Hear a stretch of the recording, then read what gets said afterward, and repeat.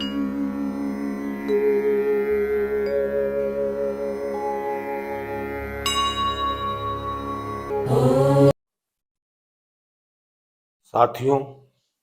एक बार पुनः हमारे YouTube चैनल फल ज्योतिष महिमा राकेश फलित ज्योतिष पाठ 116 में आप सभी का स्वागत है। योग पे चल रहा था, वो भी योग जो है महालक्ष्मी धन योग की बात चल रही है। धन योग में भी आपने 3 योगों को पढ़ा, लक्ष्मी योग, महालक्ष्मी योग, श्री लक्ष्मी योग, 3 योगों को पढ़ा। महालक्ष्मी को आपने जाना, हम रिपीट कर देते हैं थोड़ा सा एक बार कि महालक्ष्मी को आपने जाना कि महालक्ष्मी नवम भाव का स्वामी केंद्र में हो जाए। ये नवम भाव का स्वामी केंद्र में हो जाता है और वो स्व राशि, मित्र राशि, उच्च राशि, मूल त्रिकोण आदि राशि में होता है। तो पहला आपने जाना कि वो लक्ष्मी योग का निर्माण बनता है और लग्नेश लग्न का स्वामी मजबूत हो तो महालक्ष्मी योग, लक्ष्मी योग का निर्माण बनता है।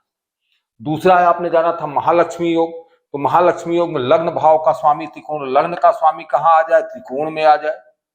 त्रिकोण भाव, लग्न का स्वामी त्रिकोण में हो और द्वितीय भाव का स्वामी एकादश भाव में, दूसरे भाव धन भाव का स्वामी एकादश भाव आय भाव में आ जाता है और द्वितीय भाव पर शुभ ग्रह की दृष्टि हो जाए। साधारण से योग था, ये आपने जाना। महालक्ष्मी योग जान लिया। लक्ष्मी योग की बात हुई थी तो लक्ष्मी योग में आपने जाना था कि बहुत कम कुंडलियों में ये योग बनता है। लक्ष्मी योग जो है बहुत कम कुंडलियों में बनता है। तो कैसा होता है कि दोनों त्रिकोण का स्वामी, ये त्रिकोण और ये त्रिकोण, दोनों त्रिकोण का स्वामी केंद्र में हो जाए, उन पर 3 शुभ ग्रहों की दृष्टि हो जाए तो ये योग बनता है। एक भी शुभ ग्रह हो जाए तो भी योग बनता है, लेकिन हल्का योग बनेगा तो ये बनेगा। तो ये 3 आपने पहले समझा था कि लक्ष्मी योग, महालक्ष्मी योग, श्री लक्ष्मी योग। आज हम चौथे योग, उसी में धन के योग के चौथे योग अष्टलक्ष्मी योग की बात करेंगे।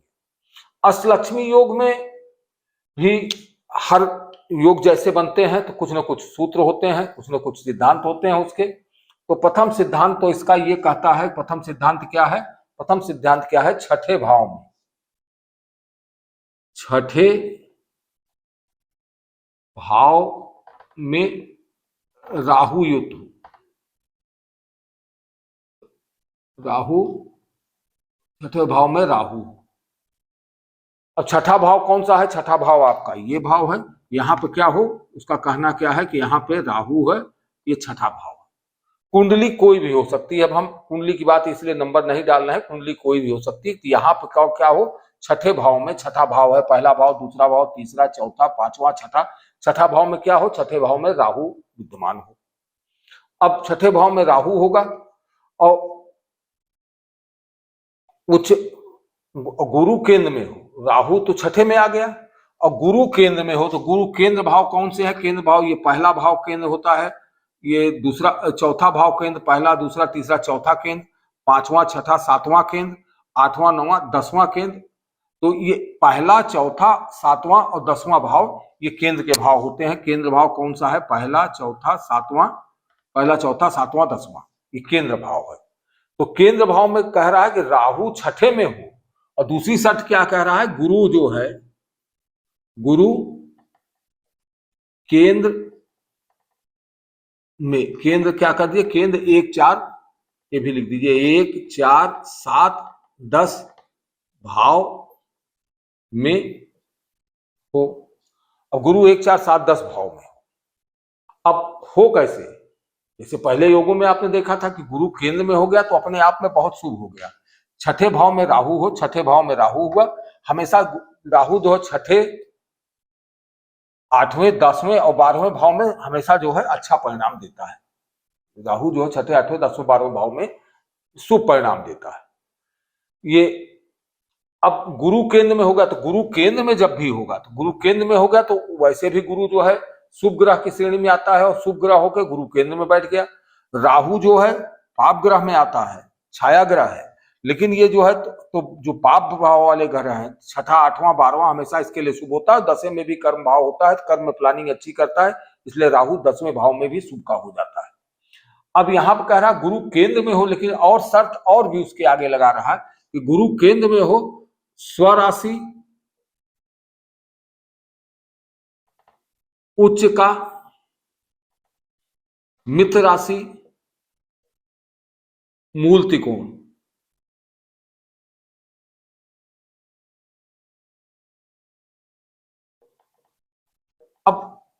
अब यहां कुंडली देखिए कि ये कह रहा गुरु केंद्र में तो हो, ये शर्त तो है गुरु केंद्र में हो, लेकिन किसमें हो? स्वराशि का हो, उच्च राशि का हो, मित्र राशि का हो, मूल त्रिकोण का है। तो मित्र राशि गुरु से मित्र, गुरु किसका किसका मित्र है? अब गुरु जान लीजिए, गुरु मित्र किसका है? गुरु की मित्रता किससे है? तो गुरु की मित्रता है सूर्य से मित्रता है, चंद्रमा से मित्रता है, सूर्य चंद्रमा और मंगल से। सूर्य किसके मित्र है? गुरु सूर्य चंद्र मंगल के मित्र हैं। फिर कह रहा है स्वराशि इनकी कौन सी होगी? तो ये तो मित्र हो गए, ये बात मित्र की हुई। स्वराशि गुरु की क्या हुई? अब स्वराशि धनु राशि और मीन राशि। धनु को संख्या में किससे करते हैं? 9 से हम करते हैं, मीन को 12 से प्रदर्शित करते हैं। सूर्य जो है, सूर्य चंद्रमा मंगल मित्र है।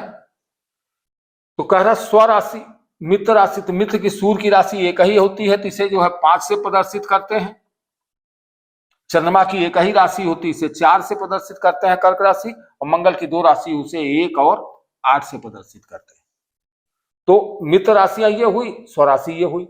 मूल त्रिकोण आपको पहले ही बताया जा चुका है कि मंगल और गुरु दोनों जो है अपनी पहली राशि, तो पहली राशि इनकी धनु राशि है, तो मूल त्रिकोण राशि इनकी क्या हुई? मूल त्रिकोण राशि क्या है? धनु राशि हुई। धनु राशि 9, ये मूल त्रिकोण राशि।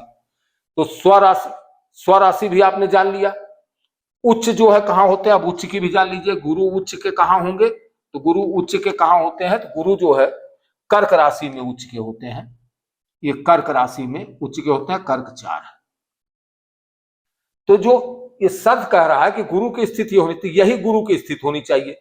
तो गुरु कहां हो? तो गुरु 5 4 1 8 लिखा हो तो स्वराशि। तब इसको आप समझिए, 5 4 1 8 जब लिखा हो तो केंद्र में यहां पे 5 हो जाए, यानी सिंह राशि में सिंह लग्न की कुंडली होगी तो उसमें ये योग बनेगा। 4 हो, यहां पे 4 लिखा हो, यहां पे 4 होगा तो भी ये योग बन जाएगा। गुरु अगर यहां पे है तो स्वराशि, और गुरु यहां बैठा हो। पहले एक एक चीज समझते चलिए कि मित्र राशि क्या है। तो यहां पे अगर 5 लिखा होगा तो योग बनेगा, मंगल होगा।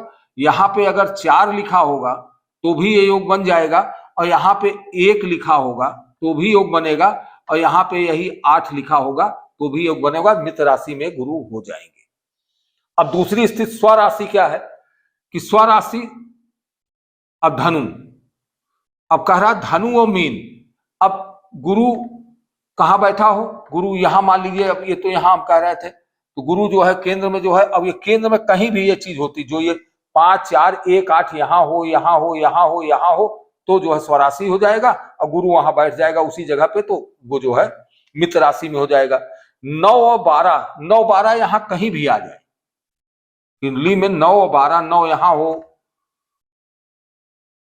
9 यहां पे हो, 9 यहां पे हो, या 9 यहां पे हो, जहां कहीं भी 9 हो। तो मान लीजिए 9 आपके जो है, मान लीजिए 9 यहां है और गुरु यहां पे मौजूद है, तो योग का निर्माण हो गया। मान लीजिए 12 यहां है और 12 में भी गुरु यहां बैठ गया। अब 9 को छोड़ दीजिए, ये 9 छोड़ दीजिए, ये गुरु यहां बैठ गया तो भी योग का निर्माण हो जाएगा। 9 जो है मूल त्रिकोण होता है, 9 आपको बताई दिए, जहां कहीं भी इसमें से 9 होगा तो वहां पे हो जाएगा। उच्च राशि कर्क। अब इसके बाद 4 जहां हो, इन चारों जगहों में 4 कहीं हो, 4 यहां लिखा हो, यहां 4 हो, यहां 4 हो, यहां 4, कहीं भी 4 होगा तो ये मूल त्रिकोण, ये जो है इनकी उच्च की राशि होगी, और गुरु वहां बैठा हो। मान लीजिए गुरु यहां बैठा है और 4 यहां लिखा है, तो ये जो है गुरु की राशि में, ये गुरु अपने मूल त्रिकोण में उच्च में आ जाएगा। तो अब आपने समझा कि ये क्या क्या चीज हो जाए कि छठे भाव में राहु हो, गुरु केंद्र में 1 4 7 10 भाव में हो, स्वराशि का हो, उच्च का हो, मित्र का हो, मूल त्रिकोण में हो। ऐसी स्थिति जब बनती है तो ही बनता है।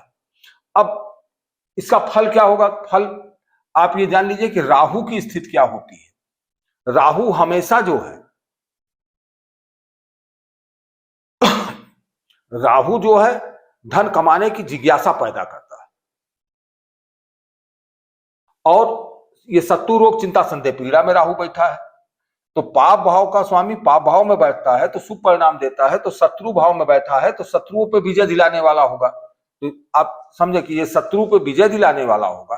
अब गुरु केंद्र में चला गया है, तो गुरु केंद्र में जाएगा, तो गुरु केंद्र में जाके जब गुरु केंद्र में हो जाएगा तो ये क्या करेगा कि व्यक्ति के अंदर एक जिज्ञासा पैदा करेगा, ज्ञान पैदा करेगा, धन बुद्धि को बढ़ा देगा। ज्ञान बुद्धि और धन ये सब वृद्धि जब करने लगेगा गुरु बुद्धि ज्ञान किसके कारक है? गुरु धन के कारक भी है। तो और राहु प्लानर भी कहा जाता है कि राहु बहुत अच्छा प्लानर है। तो राहु और गुरु का जब मेल इस तरह से होगा कि केंद्र में ये यहाँ बैठे हों और गुरु जो है केंद्र में आ जाए और स्वराशि उच्च राशि उसमें हो जाए तो गुरु बहुत अच्छे हो जाएंगे। गुरु अच्छे हो जाएंगे, धन की वृद्धि होगी और बहुत अच्छी प्लानिंग करेगी। तो ऐसा व्यक्ति के अंदर सबसे बड़ी क्या होती है कि फल में ये आएगा कि इसके अंदर धन कमाने की अत्यधिक जिज्ञासा उत्पन्न हो जाती है।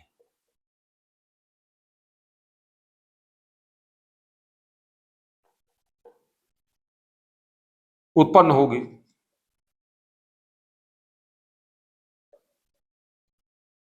अब जब अत्यधिक जिज्ञासा उत्पन्न होगी और ज्ञान की कमी नहीं होगी, धन का कारक इनका सहयोग करने वाला होगा, शुभ होगा, तो ये विभिन्न तरीकों से धन को कमाएंगे, विभिन्न तरीकों से सफलतापूर्वक धन अर्जन करेंगे।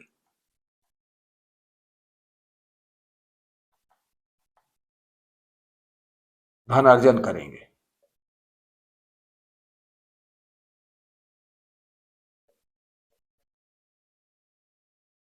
तो अब आपने ये समझा कि ये भी एक क्या हुआ? अष्टलक्ष्मी योग।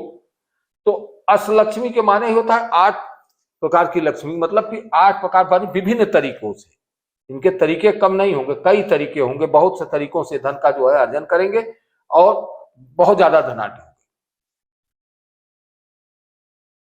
अब एक चीज और भी इसमें समझने की बात है, सफलतापूर्वक धन अर्जन करेंगे और समय पे जब धनार्जन का समय होगा, समय समय पर निर्णय भी इनका जो है समय पर या समय समय पर ना यथा समय सही निर्णय लेंगे।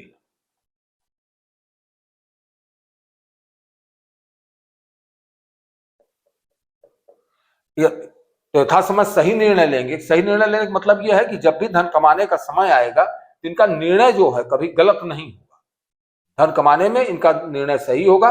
तो इस तरह से ये भी बहुत एक धन बनने का, धन का बहुत अच्छा योग है। तो आज आपने ये जाना जो है वो लक्ष्मी महालक्ष्मी किसी लक्ष्मी को रिपीट करते हुए आज अष्टलक्ष्मी योग को जाना है। कल नवलक्ष्मी योग की चर्चा आपके समक्ष करेंगे कि नवलक्ष्मी योग जो है एक ये है, और इसके बाद एक योग और जो है वो बनता है चंद्र मंगल से, चंद्रमा और मंगल से, और मंगल की युति से धन लक्ष्मी योग बनता है।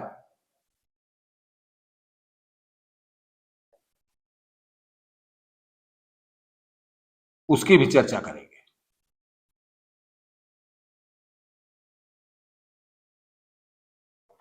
तो एक चंद्रमंगल की युति से भी एक इससे अलग हटके है, कुछ चंद्रमंगल से होता है, तो चंद्रमंगल के मिलने से भी जो है बनता है, तो उस पर भी जो है थोड़ा सा विचार करेंगे। तो इस प्रकार एक योग को जो है कल हम अध्याय को इसको खत्म करेंगे। कल नवलक्ष्मी योग के साथ ही साथ चंद्रमंगल की युति के बारे में भी चर्चा हो जाएगी। आज के लिए इतना ही। सभी को नमस्ते, धन्यवाद।